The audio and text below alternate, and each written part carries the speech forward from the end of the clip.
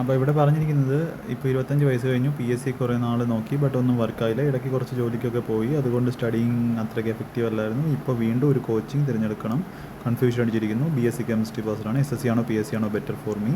ആകെ കൺഫ്യൂസ്ഡ് ആണ്. Railway preparation ചെയ്യണോ അതോ CPO പ്രിപ്പറേഷൻ ചെയ്തിട്ട് റെയിൽവേക്ക് പ്രിപ്പറേഷൻ ചെയ്യണോ? അങ്ങനെ മൊത്തത്തിൽ കൺഫ്യൂസ്ഡ് ആണ്. Please help. അപ്പോൾ ഇങ്ങനൊരു ചോദ്യം ചോദിച്ചത് നിന്ന് എനിക്ക് മനസ്സിലാവുന്നത്, ഇപ്പോൾ PSC ആണോ SSC ആണോ നിങ്ങൾക്ക് പറ്റുന്നതെന്ന് നിങ്ങൾക്ക് മാത്രമേ പറയാൻ പറ്റൂ. അപ്പോൾ അതിന് ജസ്റ്റ് ചെയ്യുക. നിങ്ങൾക്ക് മാക്സിമം നിങ്ങൾക്ക് ഈ ഒരു ചാനലിൽ SSCയുടെ എക്സാമുകൾ, PSC എക്സാമുകളുടെ ഡിഫറൻസ് എന്താണെന്ന് പറഞ്ഞിട്ടുണ്ട്.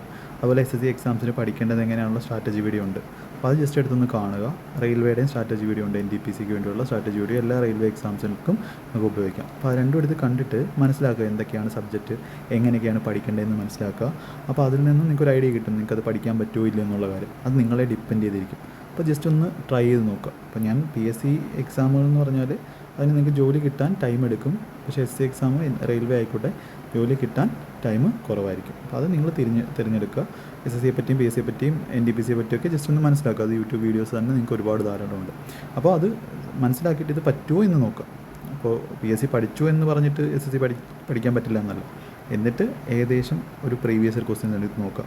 ആ പ്രീവിയസ് ഇയർ ക്വസ്റ്റ്യൻ ഒന്നെങ്കിൽ നിങ്ങൾക്ക് ടെക്സ്റ്റ് ബുക്കിൽ നോക്കാം, അല്ലെങ്കിൽ നിങ്ങൾക്ക് നമ്മുടെ ടെലിഗ്രാം ചാനലിൽ പ്രീവിയസ് ക്വസ്റ്റ്യൻസ് ഉണ്ട്. അപ്പോൾ അതിൻ്റെ ഒരു ക്വസ്റ്റ്യൻ എടുത്ത് ചെയ്ത് നോക്കുക. സ്വന്തമായിട്ട് നെറ്റിൽ സെർച്ച് ചെയ്താൽ കിട്ടും. അപ്പോൾ നിങ്ങൾക്കത് ചെയ്യാൻ പറ്റുമോ എന്നുള്ള കാര്യം നോക്കുക. അത് പറ്റുമെന്നുണ്ടെങ്കിൽ ഫുള്ള് ചെയ്യണമെന്നല്ല, ജസ്റ്റ് ഒന്ന് നോക്കുക. നിങ്ങൾക്ക് പറ്റുന്നൊരു ഇപ്പോൾ മാത്സ് ഒക്കെ ചെയ്യാൻ പറ്റുമോ, പഠിച്ചാൽ ചെയ്യാൻ പറ്റുമോ എന്നുള്ളൊരു ഉറപ്പുണ്ടെങ്കിൽ SSCയുടെ സ്ട്രാറ്റജി വീഡിയോ കാണുക, അതെടുത്ത് പഠിക്കുക. NTPC എന്ന് പറയുന്ന എക്സാമിന് വേണ്ടി പഠിക്കണമെങ്കിൽ, റെയിൽവേക്ക് പഠിക്കണമെങ്കിൽ അതിൻ്റെ സ്ട്രാറ്റജി കാണാൻ അതിനകത്ത് പറഞ്ഞിട്ടുണ്ട്. SSCക്കും റെയിൽവേക്ക് കൂടെ എങ്ങനെ പഠിക്കണം എന്നുള്ള കാര്യം അതെല്ലാം നമ്മുടെ ചാനലിലുണ്ട്. അതെടുത്ത് നോക്കുക. അപ്പോൾ നിങ്ങൾ SSCക്ക് പഠിക്കുകയാണെങ്കിൽ, CGL ലെവൽ പഠിക്കുകയാണെങ്കിൽ പിന്നെ NTPCക്ക് സെപ്പറേറ്റ് പഠിക്കേണ്ട ആവശ്യമില്ല, റെയിൽവേക്ക് സെപ്പറേറ്റ് പഠിക്കേണ്ട ആവശ്യമില്ല. എന്തൊക്കെ കാര്യങ്ങൾ ചെയ്യണമെന്ന് ഈ ഒരു വീഡിയോയിൽ ഓൾറെഡി പറഞ്ഞിട്ടുണ്ട്. അപ്പോൾ അത് അങ്ങനെ നോക്കുക എന്തൊക്കെ കാര്യങ്ങളാണുള്ളത്. അങ്ങനെ നോക്കിയിട്ട് പഠിക്കാൻ പറ്റുന്നുണ്ടെങ്കിൽ അതായിരിക്കും ഏറ്റവും ബെസ്റ്റ്. 25 വയസ്സായതേ ഉള്ളൂ, കുഴപ്പമില്ല, പഠിക്കാൻ പറ്റും. പക്ഷെ അത് തിരഞ്ഞെടുക്കുക.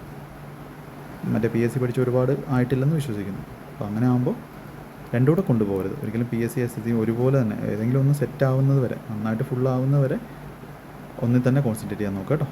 ഓക്കെ, അത്രേ ഉള്ളൂ.